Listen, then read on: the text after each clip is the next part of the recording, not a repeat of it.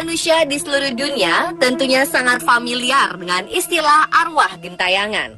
Apalagi untuk orang-orang yang tinggal di negara dengan budaya okultisme yang kuat seperti di Afrika dan Asia. Arwah gentayangan digambarkan sebagai roh orang mati yang masih berkeliaran di muka bumi ini dengan agendanya masing-masing. Ada yang mengatakan karena orang mati secara tidak wajar, ada yang mengatakan roh orang mati tidak mendapat tempat di alam baka. Bahkan ada yang mengatakan roh orang mati yang ingin balas dendam. Namun dari semua pendapat tersebut, belum tentu semuanya benar. Tergantung pribadi masing-masing yang menilai. Dan berikut, On The Spot merangkum berita-berita tersebut dalam kisah arwah gentayangan.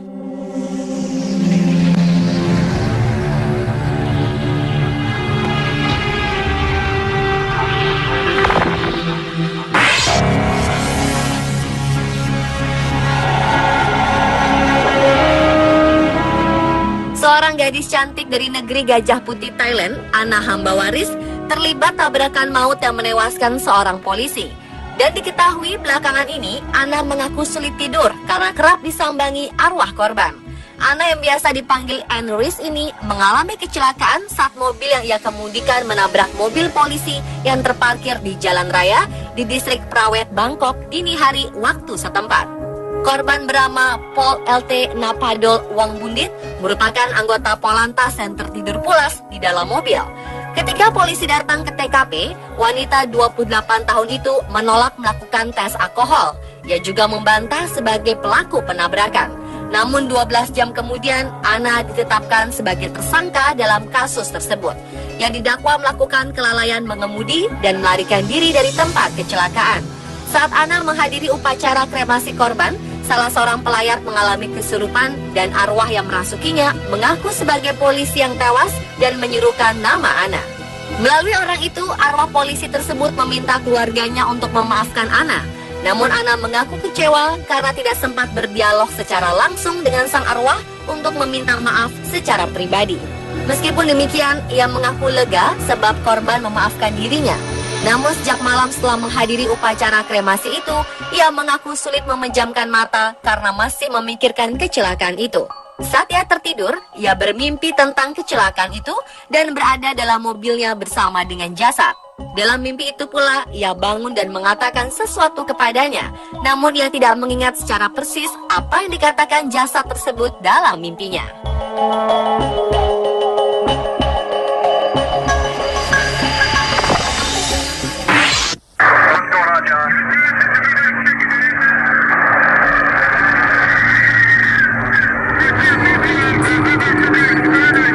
Another clear sign that the screaming was put in later was the fact. Video ini telah didapat dari manajemen keamanan hotel yang saat itu sedang menonton rekaman CCTV tersebut pada 14 September 2003 di Hotel Wingate di Illinois, Amerika Serikat. Suaranya terdengar pada latar belakang rekaman. Menurutnya hal tersebut bermula saat orang-orang yang menginap di hotel mulai menyatakan keluhan padanya karena kerap kali mendengar kebisingan berupa suara menjerit keras yang datang dari lantai 2, terutama mengarah pada kamar 209. Tidak ada yang mengetahui asal dari suara tersebut. Namun setelah diperiksa lebih lanjut, mereka menemukan bahwa selama bertahun-tahun beberapa keluhan dari suara-suara aneh tersebut memang datang dari kamar nomor 209. Saat melakukan penyelidikan, terdapat rekaman yang menunjukkan seorang karyawan Wingate Hotel yang memasuki ruang kosong dengan jeritan menyedihkan tersebut berasal. Sang manajer yang terdengar beradu pendapat dengan karyawan yang memeriksa, mendesaknya untuk menunggu hingga polisi tiba, namun ia tetap menyelidikinya. Lalu sosok bayangan putih kemudian terlihat pada kamera CCTV, terlihat meninggalkan ruangan dan berjalan menyusuri lorong. Dan pada saat memasuki ruangan, pria itu menemukan furnitur yang terbalik dan karpet yang sobek di dalam kamar, namun tidak menemukan adanya seseorang di sana.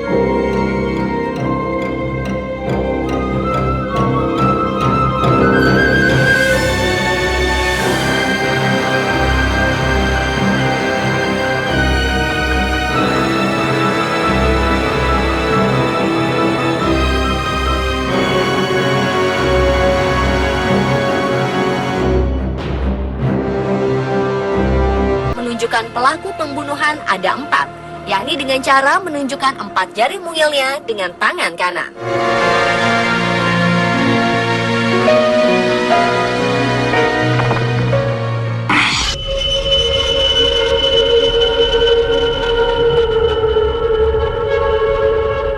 Pasca tewasnya Siska Yofi di Jalan Cipedes Tengah, Kecamatan Sukajadi, Bandung pada 5 Agustus 2013, kisah mistik pun bermunculan dan menjadi buah bibir di kalangan warga sekitar.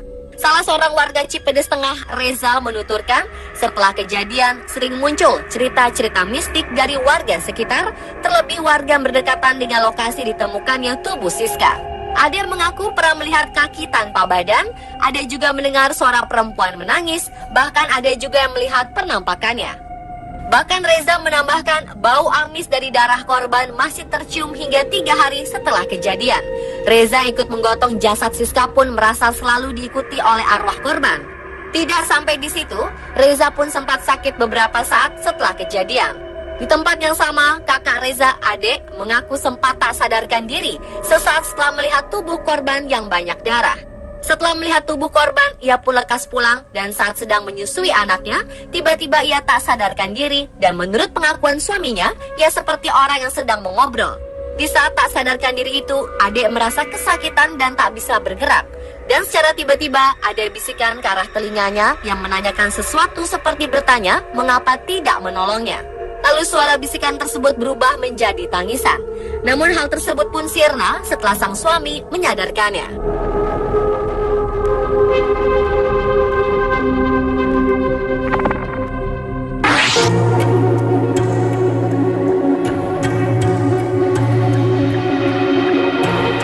Orang tua korban bocah mutilasi Baikuni alias Babe meminta jenazah anaknya Ardiansyah dikembalikan agar bisa segera dimakamkan secara layak. Jenazah yang masih berada di tangan polisi untuk diperiksa diminta sang ibu kandung Nur Hamidah dan ia pun melaporkannya kepada Komnas Perlindungan Anak. Menurut Nur Hamidah, jenazah anaknya itu sudah berada di Rumah Sakit Polri Kramat Jati sejak Jumat 8 Januari lalu. Namun hingga beberapa hari setelahnya, polisi belum jua mengembalikan jenazah anaknya itu. Kepada Sekjen Komnas Perlindungan Anak, Aris Merdeka Sirait, ibu korban mutilasi itu mengaku sudah berulang kali didatangi oleh arwah Ardiansyah. Untuk itu ia sangat berharap Komnas Perlindungan Anak mendesak polisi agar segera mengembalikan jenazah anaknya. Seperti diketahui, Ardiansyah dipotong-potong oleh tersangka Babe di kawasan Pulau Gadung dan mayatnya ditemukan di proyek banjir Kanal Timur, Jalan Raya Bekasi, dibungkus di dalam kardus minuman mineral.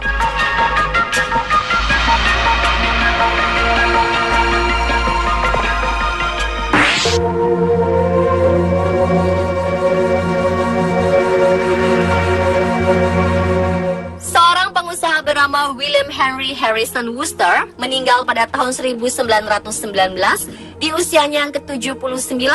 Namun masyarakat sekitar berpikir arwahnya dan arwah 2 dari 6 anaknya masih menempati rumah yang dibangun di Seymour County pada tahun 1894 ini.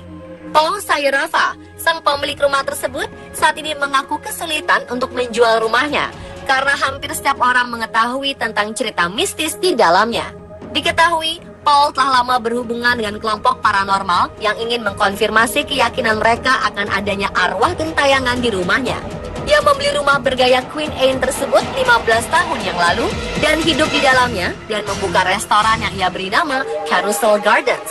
Sejak awal, ia telah mengakui bahwa ia sering berhubungan dengan arwah Wooster dan putranya Horace.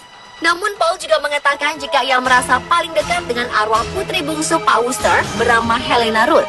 Terlepas bahwa hal tersebut benar atau tidak, yang jelas rumah 3 lantai, bercat biru, dan memiliki fitur klasik ala rumah Queen Anne, termasuk menara besar tersebut, sangatlah menyeramkan.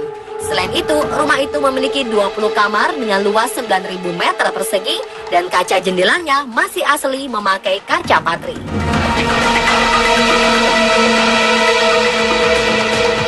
Dan pemirsa, itulah kisah arwah gentayangan versi on the spot.